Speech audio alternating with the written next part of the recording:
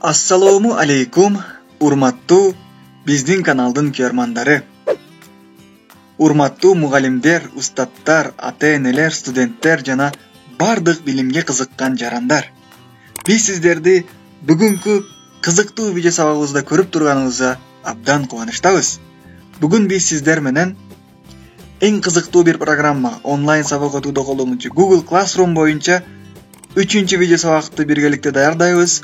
Бул окуучуларга, студенттерге кантип тапшырманы берүү, кантип тапшырманы онлайн жайгаштыруу жана бул тапшырманы окуучуларга кантип жиберүүнү алар биргеликте үйрөнүп алабыз.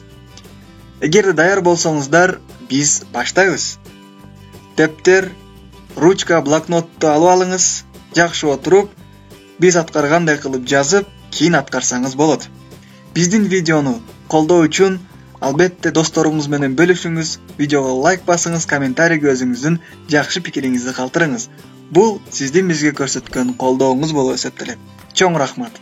Ийгиликтерди каалоо менен биз баштайбыз. Эмне кылабыз? Интернетти кантип иштеп жатканын текшеребиз, андан кийин Google Chrome'га киребиз. Google Chrome'га кирип, бул жерде Google Classroom деп жазабыз. Google Classroom деп жазабыз.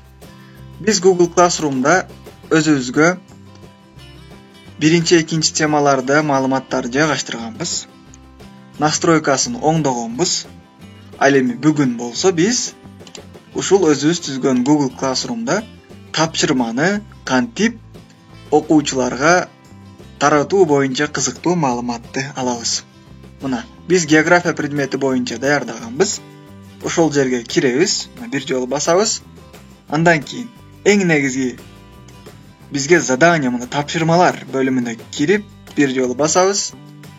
Андан кийин бул жерде жаңы окно ачылат. Биз создать дегенди басабыз мына. Бир жолу басып, бүгүн биз көрүп чыгабыз. Андан кийин задание тестом, вопрос, материал боюнча маалыматтарды беребиз. Заданияга бир жолу басабыз. Сиз дагы жазып коюңуз. Биз менен биргеликте аткарыңыз.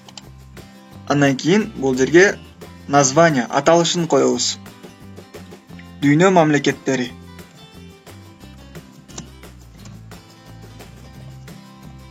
Дүйнө мамлекеттери. Инструкция, бул жерге кааласаңыз жазасыз, кааласаңыз жок. Кантип аткарылуу боюнча маалымат жазып койсоңуз болот. Андан кийин добавить деген бөлүмгө кирип, бир жолу басабыз. Бул жерде 4 бөлүм ачылат. Google Диск, ссылка, файл, YouTube. Google Дискте сиз кандай маалыматты сактаган болсоңуз, ошолорду жүктөсөңүз болот. Кеңири колдонгон болсоңуз. Ссылкада ар бир сайттын ссылкасын жайгаштырсаңыз болот. Файлда Word документтерди, PDF документтерди, сүрөттөрдү жайгаштырсаңыз болот. Ал эми YouTube'дагы бир видеону жүктөп койсоңуз болот. Азыр биз сиз менен алгач Google Дискте бизде азырынча маалымат жок, себеби бул биздин жаңы сайтыбыз, жаңы поштабыз. Ссылкага бир жолу басып, мисалы ссылкага биз кандай ссылканы коёк? Бул жерге кирип, Wikipedia деп жазайык. Wikipedia жазабыз. Wikipedia деп жазабыз, Wikipedia ачылат. Мына, Wikipedia'нын ссылкасын коюп койсок болот. Добавить ссылку. Басканыбызда мына көрдүңүзбү? Wikipedia'нын ссылкасы жайгаштырылды. Окуучу ушуга кирип аткарса болот. Экинчиси добавитти басып, файл жүктөп көрөйүк. Файл албетте сиздин ноутбугуңуздан жүктөлөт. Ошондуктан рабочий стол же кайсыл папкаларда сизде маалыматыңыз болсо, ошону жүктөп коебуз. Биз азыр образование Финляндия деген маалыматты жүктөп коебуз. Мына загрузить бир жолу басабыз. Азыр загрузить болуп жайгаштырылат. Мына көрүшүңүз мүмкүн. Окей. Экинчи маалымат дагы жайгаштырылды. Үчүнчүсү бул YouTube'дан. Кааласаңыз YouTube'ду дагы жазсаңыз болот. YouTube'да биз, мисалы, каналдын атын же видеонун атын жазсаңыз болот. Google Classroom да иштөө, мисалы үчүн. Поиск беребиз. Биздин видео ачылды. Мисал катары көрсөттүм мен. Басып добавить басып коебуз. Мына көрдүңүзбү? Кошулду, даяр болду. Сиз дагы ушундай тапшырмаларды жайгаштырып койсоңуз болот. Видеосу менен, ссылкасы менен жана документ менен. Эми бул жерде ким үчүн? Бардык окуучулар үчүн. Азыр бизде бир эле окуучу бар. Все учащийся белгилеп коебуз. Андан кийин балл койсоңуз болот. Өзүңүздүн каалооңузга карап. Срок задачи. Сиз тапшырмага убакыт берсеңиз болот. Мисалы, окуучу качан тапшырсын? Бизге 23 күнү тапшырсын. Убагын дагы белгилеп коебуз. Убагы 12:00. Болду. Мына. Теманы кааласаңыз жазасыз, кааласаңыз жок. Бул сиздин өзүңүздүн каалоого байланыштуу. Критерий оценки. Бул жерде создать критерий оценкиге бир жол басып, название условий, условияларды, описанияны жана балл кошуп койсоңуз болот. Бул упай бергенге критерий болуп эсептелет. Канча упай топтосо, канча, мисалы 30 упай, название уровня эң жакшы, описание бардык суроого туура жооп берсе.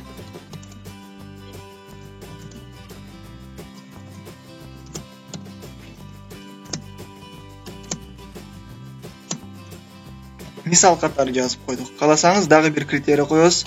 Бул жерге 20 упай. Орточо жана описанияга жазып койсоңуз болот. Көрдүңүзбү? Эми кааласаңыз отключить этип койсоңуз болот. Бул сиздин өзүңүздүн каалоого байланыштуу. Сохранить чыгабыз, мисалы күйгүзүп коюп. Условия бул жерге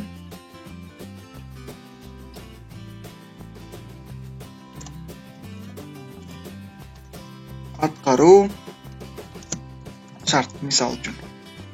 Критерия.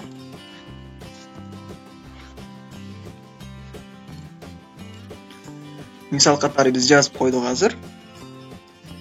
Эми бул жерде көрдүңүз, сохранение деп чыкты. Инструкцияга дагы сиз кошумча жазып койсоңуз болот. Андан кийин мисалы создать заданияга кирип бир жолу биз заданияны берүү кнопкасын бастык. Көрдүңүзбү?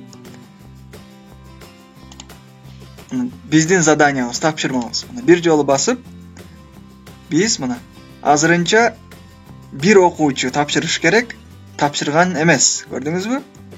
Посмотреть заданияга бир жолу басып, көрүшүңүз мүмкүн. Мына бир окуучу биз тапшырма бергенбиз. Азырынча ал тапшырган жок.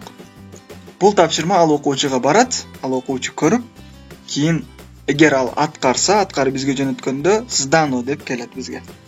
Көрдүңүз, бул мүмкүнчүлүк абдан. Муну сиз бардык окуучуларыңызга жөнөтсөңүз болот. Бул жер настройкасында фамилия, по имени, по статусу да жайгаштырып койсоңуз болот. Инструкцияга кирип бул жерде өзгөртсөңүз болот тапшырманы. Мына каалаган жерин дагы өзгөртүп, сохранить басып койсоңуз болот. Андан кийин бул жерде дагы бир бөлүм бар, создать бөлүмү. Бул дагы бизге керектүү бөлүм. Бул жерде онлайн документ, онлайн презентация, таблица, сүрөт, формаларды даярдасаңыз болот. Сохранить кнопкасын бир жолу басып коебуз. Бардыңыздар өзүңүздөр бул Google Classroom'га кирип, ар кандай кызыктуу тапшырмаларды даярдап, бир аткарып көрүңүз. Албетте катаңыз болот. Сизде аткарган учурда ар бир ишти башлаганда катачылыктар болот, бирок 2, 3, 4, 5 жолу аткарганыңыздан кийин сизде мүмкүнчүлүктөр ачылат. Өзүңүз кеңири үйрөнүп алганга мүмкүнчүлүгүңүз болот. Биз бул боюнча дагы бир видео сабак даярдайбыз. Ал дагы кызыктуу болот, биз ойлойбуз. Урматтуу биздин каналдын көрмандары, мугалимдер, устаттар, ата-энелер, биз сиздерге бүгүн кантип тапшырманы даярдоо жана кантип жиберүү боюнча маалымат даярдадык. Өзүбүз жөнүндө кыскача маалымат берип коелук. Бүгүн жаңы программаларды коштук. Биз Заманбап мугалим онлайн курсу мугалимдер, ата-энелер, окуучулар, студенттерге кызыктуу программаларды үйрөтөбүз. Биздин биринчи программаларыбыз бул онлайн сабак өткөрүүнү үйрөтөбүз.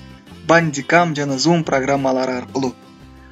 Бул ар бир мугалим, ар бир студент өзү жекече онлайн сабак даярдай алат, видео сабак даярдай алат жана онлайн конференцияларды уюштура алат. Экинчи программа бул Google Classroom'ду сиз онлайн сабагыңызда толук үйрөнө аласыз. Себеби Google Classroom'дун бир канча мүмкүнчүлүктөрү бар. VideoScribe программасын үйрөнөсүз. Kahoot программасын үйрөнөсүз. ZipGrade онлайн тест текшерүү программасын үйрөнөсүз. YouTube'да иштөөнү толук үйрөнөсүз. Multiurok программасын үйрөнөсүз. Gmail программасы, Google Forma, KineMaster видеомонтаж программасы телефон аркылуу, Telegram'ды толук үйрөнөсүз. InfoUrok, Google'дун кошумча кызматтары. Онлайн курс 1 айга 800 сом. Кезектеги группа үчүн сабактарыбыз 25 март күнү башталат. Курска каттоодон үчүн албетте маалыматтар жазабыз азыр. Биз социалдык баракчаларыбыз Facebook'та Элдор Далиев, Instagram'да Элдор Далиев жана YouTube'да Элдор Далиев. Андан кийин YouTube'да Лидер ТВ жана YouTube мектеби деген каналдарыбыз дагы бар. Аларга катталып, кызыктуу маалыматтар менен таанышсаңыз болот. Каттоодон өтүү үчүн ушул номерлерге фамилиятыңыз, жашаган жериңиз, иштеген мекемеңиз, предметиңиз боюнча маалыматты бизге жиберишиңиз керек. Курстун баасы 1 айга 800 сом. Курстун акысын сиз баланс кижи жана Элсом аркылуу ушул номерлерге которсоңуз болот жана бирдик единица катары дагы которуп койсоңуз болот. Урматтуу биздин каналдын көрмандары, билимге кызыккан бардык жарандар, эгерде бүгүнкү видео сабак сизге аз гана пайдасын тийгизген болсо, биз абдан кубанычтабыз. Видеобузга лайк басыңыз, комментарийге өзүңүздүн пикириңизди калтырыңыз жана бул видеону досторуңуз менен бөлүшүңүз. Барыңыздарды онлайн сабактарыбызда күтүп калабыз. Эң мыкты программалар бардыгы сиздер үчүн. Кийинки кызыктуу сабактарда көрүшкөнгө чейин сак саламатта жүрүңүздөр. Урматтоо менен Элдор Далиев жана Заманбап мугалим академиясы командасы.